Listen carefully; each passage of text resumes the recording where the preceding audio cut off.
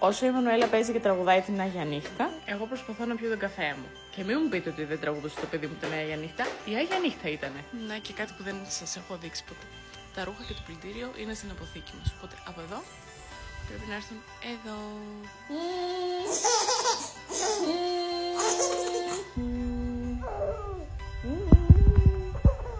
Πάω να βάλω τη μικρή στο αμάξι, συνολάκι όμως, και πάμε για καφέ.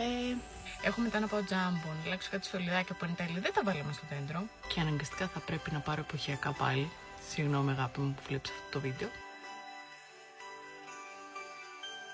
Ήρθαμε στο τζάμπο, έχω το χαρτί αλλαγής και πάω να δω τι θα πάρουμε. Εν τω μεταξύ, όταν ήρθαμε να πάρουμε τα δικά μας, όλα αυτά δεν τα είχε.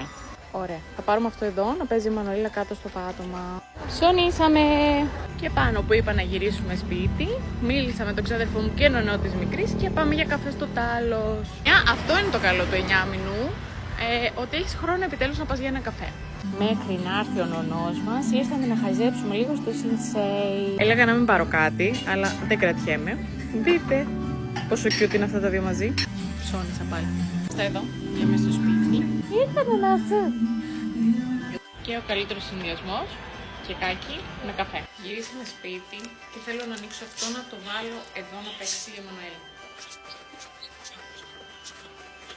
Καλά, είναι καταπληκτικό, αλλά το θέμα είναι ότι ο γάτος το έχει δει σαν ονυχοδρόμιο. Ήρθε και ένα δεματάκι από Adidas που είχα παραγγείλει πριν την Black Friday. Κάπου εδώ.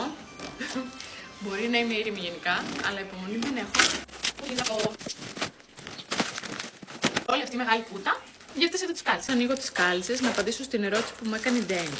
Ήταν αυτό που πίστευα πριν γίνω μαμά και τι έγινε τελικά. Να σας πω ότι πριν γίνω μαμά είχα ακούσει διάφορα, πόσο δύσκολο είναι, ότι δεν κοιμάσαι, ότι δεν έχεις καθόλου προσωπικό χρόνο, ότι δεν μπορείς να κάνεις τίποτα με το παιδί, ότι σε δεσμεύει και όλο αυτό.